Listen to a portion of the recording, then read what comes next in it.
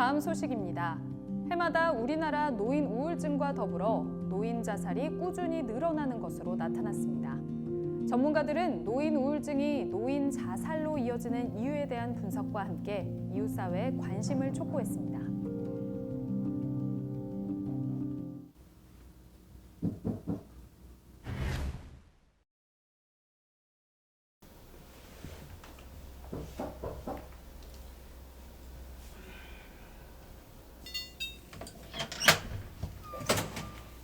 아이고, 집에 있었구만.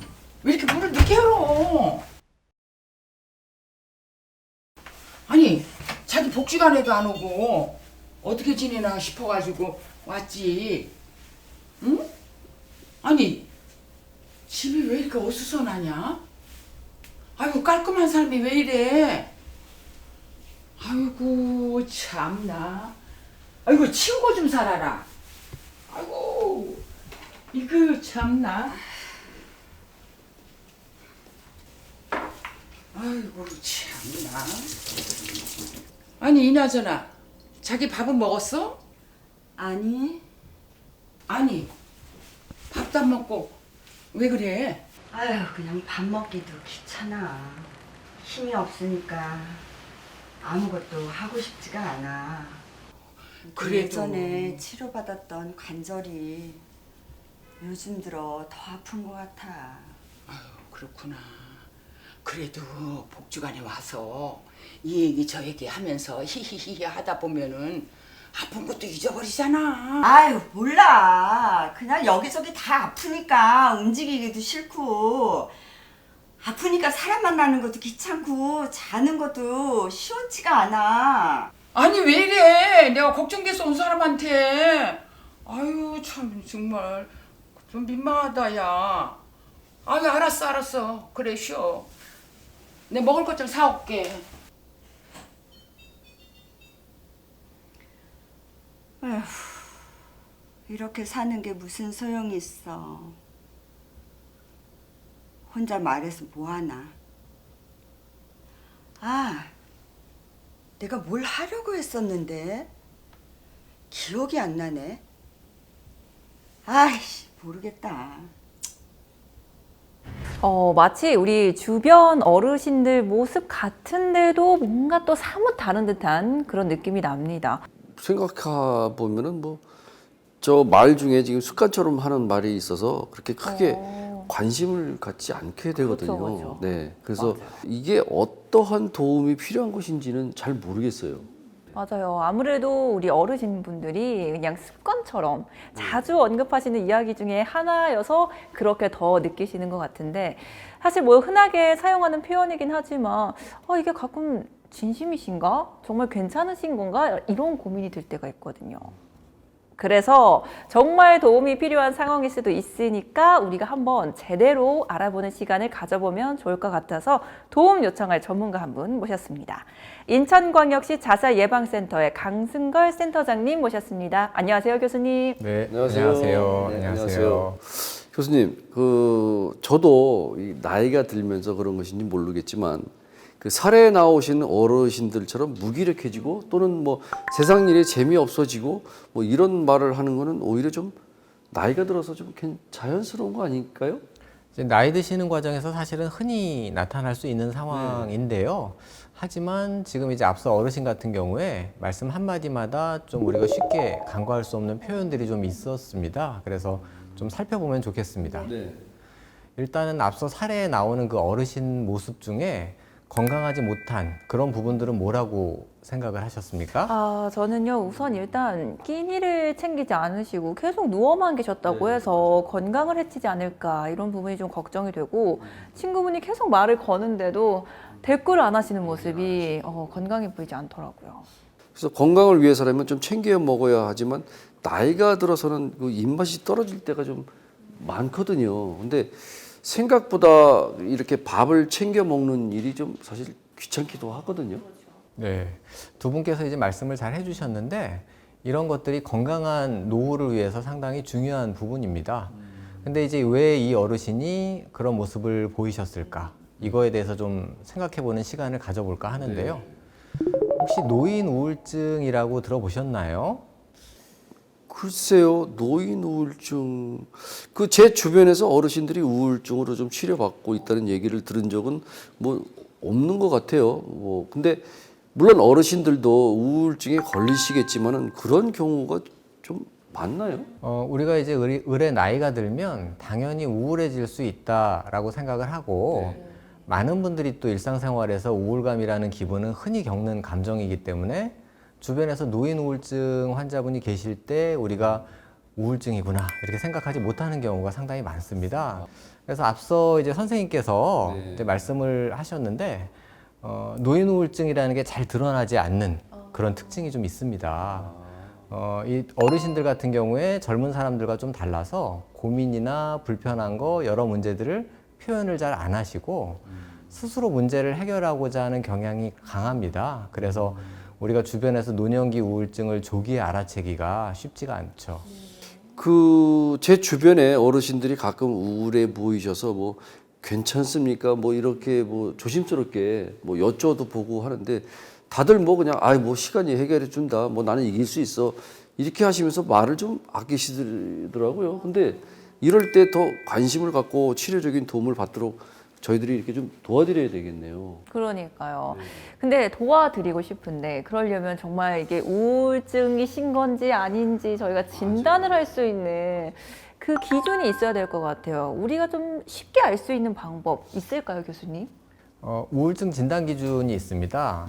이 다음 증상들 중에 5가지 이상이 2주 이상 지속되고 그 5가지 증상들 중에 우울한 기분이나 흥미, 즐거움 상실 이런 증상들이 포함되는 경우에 우리가 주요 우울증이라는 진단을 고려할 수 있는데요. 이제 주요 우울증이라는 거는 우울증의 좀 심한 형태라고 생각하시면 됩니다. 이 어르신들을 대상으로만 하는 그런 우울증 진단 기준이 따로 있지는 않습니다. 그런데 이제 그래도 어르신들 우울증이 좀 일반 성인 우울증하고는 좀 다르기 때문에 우리가 좀 알아야 될 것이 이 어르신들 우울증의 경우에는 우울감이 잘 드러나지를 않고요. 불면, 불안 이런 증상들로 더 나타나는 경우가 많고요. 또 내가 우울하다, 슬프다 이런 감정에 대한 호소보다 여러 가지 신체 증상을 많이 이야기를 하세요. 그래서 소화가 안 된다, 피로하다, 앞서 어르신도 관절의 통증 이런 식으로 표현하시는 그런 신체 증상을 많이 이야기하시는데요. 병원에 다녀도 원인을 잘 알 수 없고 특별한 어떤 문제가 발견되지 않는 그런 신체 증상이 어르신들 우울증의 주요한 특징입니다. 또 이제 어르신들 같은 경우에는 직업이나 사회적 지위를 상실하는 거, 그리고 수입이 감소해서 경제적으로 어려워지시는 그런 시기거든요. 더불어 이제 배우자나 친구들의 죽음을 경험하기도 하는 그런 시기고요. 또 노화 때문에 신체적인 건강이 악화되기도 합니다. 그래서 이런 여러 가지 어려움이 있기 때문에 우울증을 경험하실 가능성이 상당히 높아집니다. 따라서 주변에 어떤 상실을 경험하시는 어르신들이 계시다고 하면 더욱 많은 관심을 가지고 지켜봐 주셔야 한다는 점을 기억해 주십시오. 그 나이가 들어서 이유 없이 아픈 것은 뭐 당연하다 뭐 이렇게 생각도 하긴 해요. 근데 교수님 말씀을 들어보니까 어르신들이 뭐 불면이나 신체적인 통증들을 이야기할 때 저희들이 이렇게 뭐 가볍게 여겨서는 안 되겠네요. 그러니까요. 이 노인 우울증에서 불면증, 불안 증상이 대표적인 증상이다라고 말씀해 주셨는데 살펴보니까 우리나라 노인 가운데 3명 가운데 1명은 이 불면증을 겪고 있다라고 하더라고요. 생각보다 수치가 높아서 저도 깜짝 놀랐거든요. 그 외에도 좀 저희가 살펴볼 수 있는 특징은 없을까요? 노인 우울증에서 또 좀 특징적인 것이 인지기능 저하가 동반되는 경우가 잦습니다. 동반되는 인지기능의 저하가 치매하고 유사한 양상을 보이기도 하기 때문에 가족들이 치매로 오인하는 경우들도 있습니다. 맞아요. 그 저도 요즘 너무 좀 뭐 자주 깜빡깜빡 하긴 해요. 그래서 이거 뭐 나중에 치매에 걸리지 않나? 뭐 이런 생각도 하긴 해요.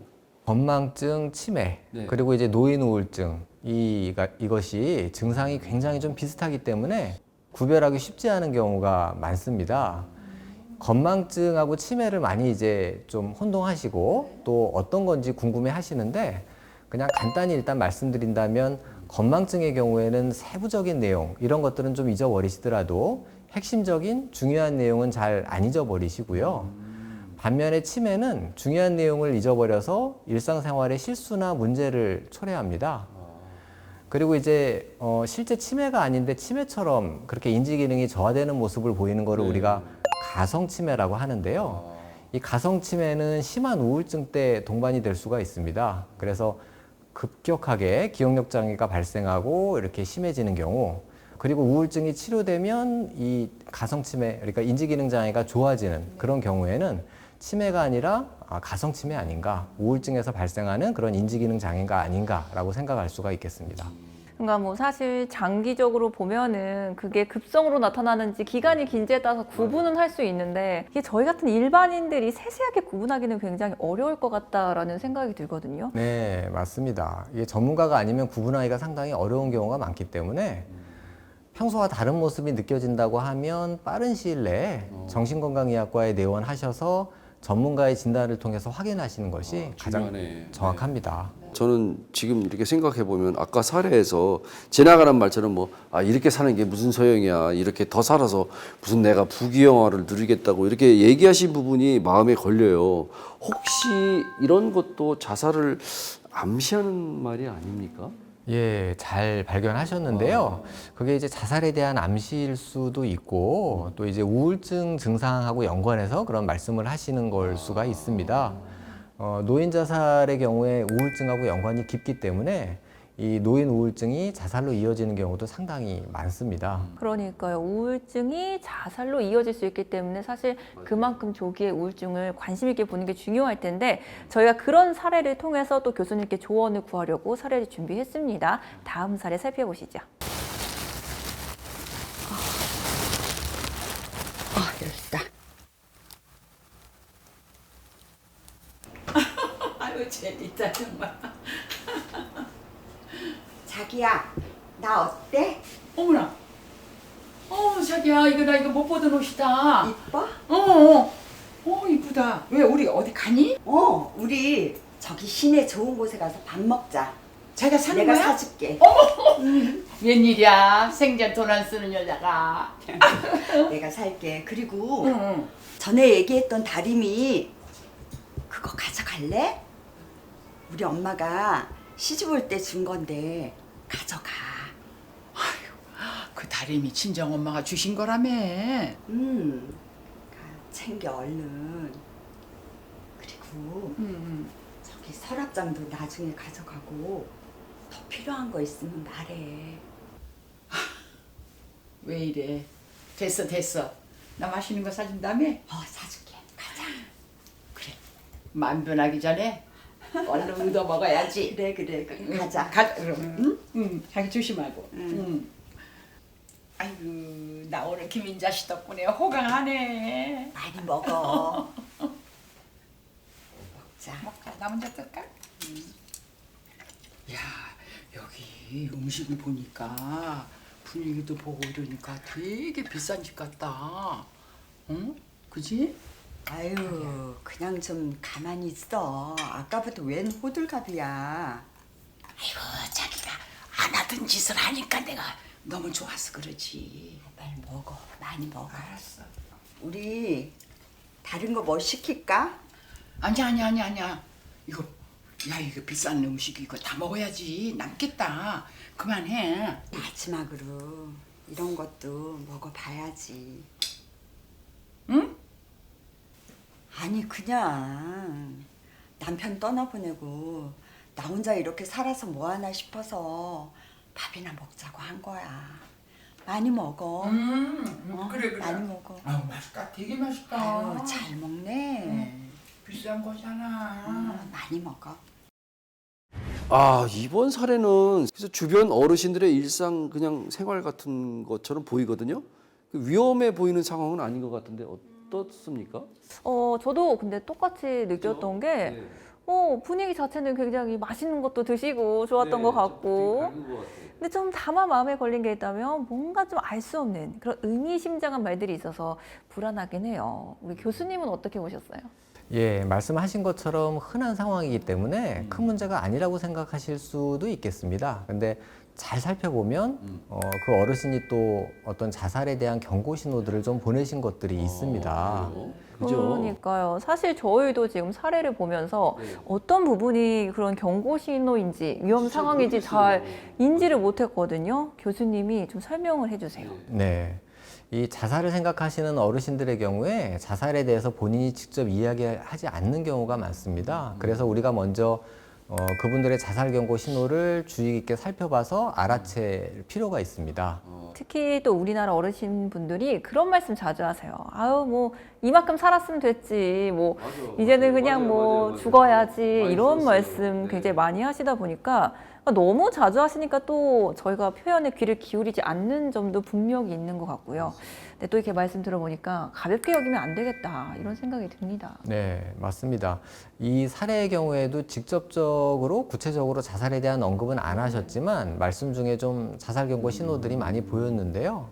한번 살펴봤으면 좋겠습니다. 네, 이 자살 경고 신호들이 무엇인지 우리가 또 잘 알아야 도움을 줄 수 있으니까요. 교수님 한번 설명을 좀 부탁드릴게요. 일단 보시기에 두 분께서 보시기에 사례의 어떤 그 전반적인 어르신의 어떤 분위기 이런 건 좀 어떻게 느끼셨어요? 그 아까 저 상대분께서 이전에는 돈을 쓰지 않았는지 또는 친구분이 돈 쓰는 것에 대해서 굉장히 놀라는 것 같더라고요. 어떻습니까? 맞아요. 그리고 또 은연중에 저도 발견한 게 마지막인 것처럼 행동을 하시는 그런 느낌들도 있었어요. 예, 잘 보셨습니다. 이제 우리가 자살 경고 신호를 세 가지로 구분하는데요. 언어적 신호, 상황적 신호, 행동적 신호 이렇게 구분합니다. 김인자 씨가 말씀하시는 그 부분들 중에 마지막으로 말씀하신 것처럼 그리고 이렇게 살아서 뭐하나 다 쓰고 가야지 이런 것들은 언어적 신호로 볼 수가 있습니다. 이 언어적 신호에는 자기 비하적인 말, 죽음에 대한 표현 이런 것들을 하시는 경우도 많고요. 사례에서 또 잠깐 지나갔는데 신체적 건강이 악화됨에 따라서 불편을 표현하시는 그런 언어 신호도 있었고요. 이제 그 다음으로 우리가 주목해야 될 것은 행동적 신호입니다. 가장 기본적인 행동적인 신호는 식사, 수면 상태, 감정 변화 이런 것들이 되겠고요. 이 사례에서 보시는 것처럼 이전하고 다르게 전혀 돈을 안 쓰다가 막 돈을 쓰거나 타인에게 선물을 하거나 이런 평소에 없던 변화된 모습들 이런 것도 행동적인 신호가 될 수가 있고요. 마치 이제 주변을 정리하는 듯한 그런 모습을 보이셨는데요. 그런 모습이 자살에 대한 계획을 세우는 그런 상황일 수가 있습니다. 또 이 사례에서는 나타나지 않았는데요. 음주량이 증가하는 모습들도 어떤 행동적인 신호 중에 하나로 우리가 고려할 수 있고요. 그 어르신들 보면 왜 식사하시다가 이렇게 반주를 또 많이 드시지 않아요? 네, 맞습니다. 근데 이제 이 어르신들의 음주가 늘어난다. 그러면 이거는 이제 자살하고 또 밀접한 연관이 있을 수 있습니다. 음주와 우울이 함께 있을 경우, 또 음주가 증가할 경우에 자살 위험성이 증가할 수 있기 때문에 주의 깊게 살펴봐야 됩니다. 이제 마지막으로 사례에서 김인자 씨가 배우자 사별에 대한 내용을 언급을 하셨는데요. 요거는 상황적 신호로 볼 수 있습니다. 일상생활에서 발생한 문제들이 지속돼서 스트레스가 심해지는 경우 자살 위험성이 높아질 수가 있거든요. 그러니까 어떤 말을 하고 어떤 행동을 하고 지금이 어떤 상황인지 이런 세 가지 신호가 우리가 자 있는지 잘 파악을 하는 게 중요할 것 같습니다. 맞습니다.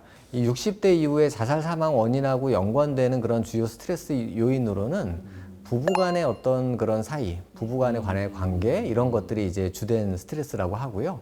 70대 이상에서는 신체적인 질환, 문제라고 합니다. 이 신체적 질병으로 인한 고통이나 질병으로 인해서 가족에게 짐이 되겠다라는 그런 걱정, 경제적인 부담감 이런 것들이 높은 스트레스 요인으로 작용했을 걸로 생각되고요. 특히 가장 큰 지지가 될 수 있는 배우자의 사별을 경험하신 경우에는 상실감이나 외로움을 크게 느끼게 됩니다. 이외에도 이제 다양한 스트레스 요인들이 있죠. 그래서 이런 요인들이 노인 자살의 어떤 원인으로 작용하기 때문에 주변에서 스트레스로 힘들어하는 그런 모습을 알아채고 도움을 제공하는 것이 상당히 중요합니다. 이렇게 좀 다양한 자살 경고 신호들로 도움을 요청하고 있는지 전혀 모르고 있죠. 그러니까요. 정말 뭐 자살에 대한 생각을 갖고 있는 어르신들이 생각보다 정말 다양하게 또 많이 자살 경고 신호를 보내고 있었던 것 같습니다. 우리가 이게 결코 단순하지가 않은 것 같아서 이런 변화된 모습을 확인할 때마다 우리가 좀 관찰하고 민감하게 반응해야 되지 않나 싶습니다. 자, 그래서요, 저희가 또 다음 사례를 보면서 자살 위험이 높은 어르신들을 도와줄 수 있는 방법에 대해서도 살펴보겠습니다. 에휴, 자기야, 리모컨 좀 줘봐. 아유, 저 썩을 것도 못 본다니까. 아우, 기분 나빠. 아이고, 세상에 왜 이러냐.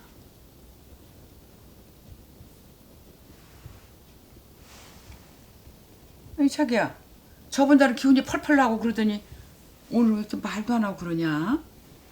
그냥 그래. 요새 편하게 죽는 방법이 없을까? 뭐라고? 이만큼 살았으면 됐지. 아니, 그냥 애들한테 내가 이런 말 한 거 비밀로 해줘. 아니, 자기야, 나 무섭게 왜 그런 말을 해? 뭔 일 있었어? 아니야. 그냥 해본 소리야. 걱정하지 마. 아니, 그냥 해보는 소리가 아니구만. 무슨 일이 있었구만. 꼭 병원에 갔다 왔어? 아, 왜 그래? 어, 자기야? 나한테 못할 말이 뭐가 있니? 응? 얘기 좀 해봐. 무슨 일이야? 앞의 사례를 통해서 배운 것처럼 도움이 필요한 것으로 이렇게 좀 보여지긴 하는데요. 실제로 어떻게 도움을 저희들이 줄 수 있을지 막연해요. 특히 그 주제가 좀 이렇게 좀 무겁다 보니까 이야기를 꺼내서 괜히 뭐 자극하는 것은 아닌가 뭐 이렇게 생각도 들고. 맞아요. 저도 정말 비슷한 느낌을 들었는데 너무 도와드리고 싶은데 교수님, 이렇게 자살을 생각하고 있는 분들에게 직접적으로 여쭤보는 게 괜찮은 건지가 좀 판단이 잘 안 서요. 예, 많이들 그런 걱정하십니다. 네. 그리고 자살에 대해서 이야기하는 게 조금 금기시되어 있기 때문에 직접 묻는 것이 좀 부담스러우실 수 있는데요. 맞아요. 하지만 도움을 주기 위해서는 직접적으로 자살에 대해서 질문하는 게 상당히 필요하고 중요합니다. 연구에 따르면 자살에 대한 언급을 한다고 해서 자살 위험성을 높이지 않는다라는 것뿐만 아니라 오히려 자살을 생각하고 계신 분에게 심리적인 안정감이나 위안을 줘서 이 자살 생각하는 분이 어떻게 도울 수 있을지에 대해서 우리가 구체적으로 확인할 수가 있게 됩니다. 그러니까 그 자살에 대해서 직접적으로 질문하는 것이 오히려 도움이 된다 이 말씀이잖아요. 그 생각해 보니까 그런 질문을 받으면 상대가 내 마음을 이해하고 있구나라는 생각도 들면서 마음이 좀 편해지고 이게 쉽게 이야기할 수 있는 것 같긴 해요. 근데 이해받을 수 있는 것 같은 느낌도 들기도 하고요. 직접적으로 이제 자살에 대한 생각을 하고 있나요? 라고 이제 물어보시는 게 좋고요. 상황에 따라서 이제 발견했던 그런 자살 경고 신호들을 좀 언급을 하시면서 뭐 예를 들면 이제 요즘 들어 우울해 보이고 안 하던 행동도 하고 이런 경우에 어떤 사람들은 자살을 생각하기도 한다는데 혹시 그런 거야? 이렇게 물어보실 수도 있습니다. 그 직접적으로 이렇게 물어봤을 때 그래라고 한다면 좀 너무 좀 당황스러울 것 같은데 어떤 말을 뭐 어떻게 해야 될지는 모르겠어요. 이럴 때는 어떻게 대처해야 돼요? 예, 그게 상당히 좀 사실은 부담스럽고 당황스러우실 수도 있는 상황이에요. 근데 먼저 그런 얘기를 했을 때 상대방 마음을 따라가면서 경청을 해주시는 게 일단은 필요하고요. 그분이 왜 자살을 생각하게 됐는지 그 이유를 충분히 들어주고 그 마음을 이해하려고 노력을 일단 해주셔야 됩니다. 그리고 다음과 같은 질문을 하면서 자살 위험성을 확인하고 확실하게 도움을 줄 수 있는 그런 방법들을 고민해 볼 수 있는데요. 이제 질문들은 이렇습니다. 얼마나 자주 자살에 대한 생각을 하시나요? 꽤 구체적이네요. 네. 그리고 또 구체적인 자살에 대한 방법을 생각해 보신 것이 있나요? 자살을 하기 위해서 약물이나 도구를 준비하신 게 혹시 있나요? 그리고 과거에 자살 시도를 한 적이 있으신가요?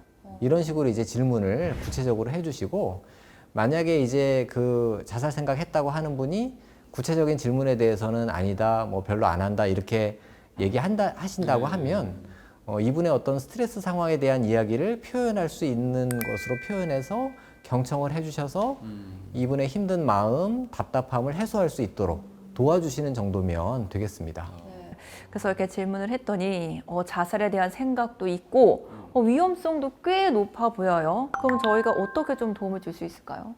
네, 그러면은 조금 우리가 힘든 상황을 못 얘기하고 혼자만 갖고 있는 그런 분들에 대해서는 이야기 나누는 것만으로도 도움이 되지만 그것에 플러스 자살에 대한 위험성이 높다라고까지 여겨지면 도움받을 수 있게 적극적으로 보다 더 어떤 구체적인 행동이 필요한데요. 아니 근데 그 아까 그 사례에서 보면은 자녀한테 이야기하지 않기를 원하는데 괜히 도와주려고 얘기했다가 그런 그 친구 관계가 깨질까 뭐 이런 좀 걱정도 되기는 해요. 맞습니다. 그런 걱정들 많이 하시게 되고요. 하지만 이게 굉장히 좀 중요한 부분인데요. 자살에 대한 생각을 갖고 있고 도움이 필요하다고 여겨지는 상황에서는 그런 약속을 해달라고 한다고 해서 섣불리 비밀 보장을 약속하지 않으셔야 됩니다.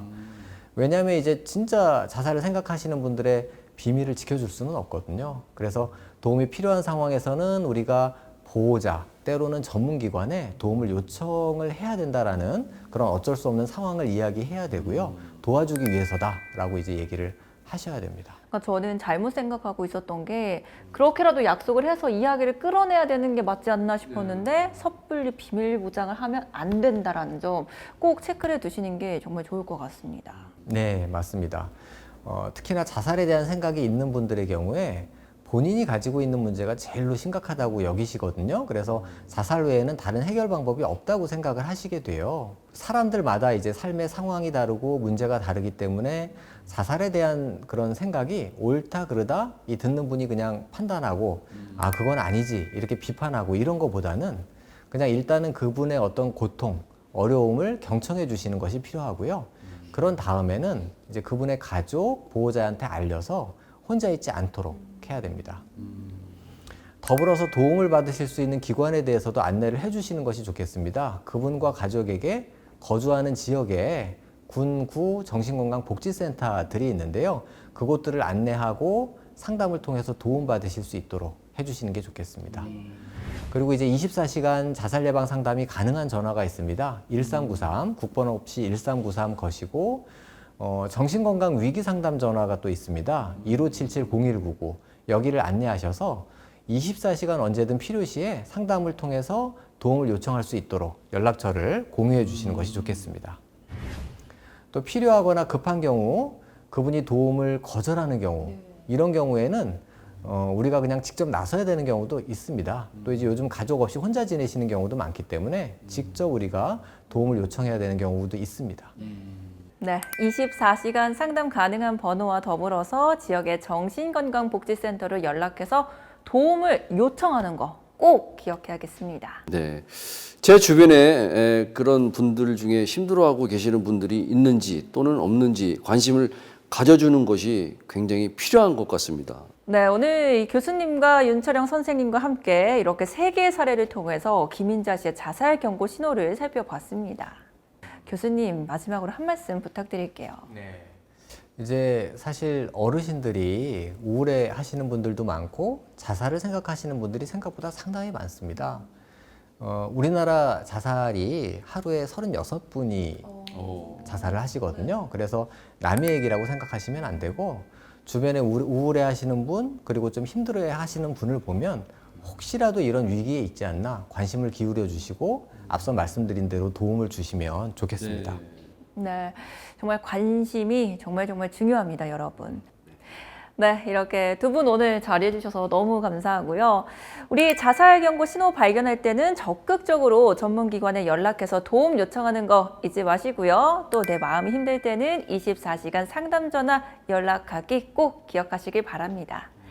자, 이렇게 자살 위기에 놓인 노인분들을 도울 수 있는 방법에 대해서 배울 수 있는 시간을 마련해 봤습니다. 결코 가벼운 내용은 아니었지만 오늘 우리가 배운 대로 도움을 제공하고 또 우리의 작은 관심과 노력이 주변의 소중한 생명을 지킬 수 있기를 희망하겠습니다. 네, 그럼 이제 저희 마지막으로 인사하면서 끝내볼까요? 생명 사랑을 위한 마음의 온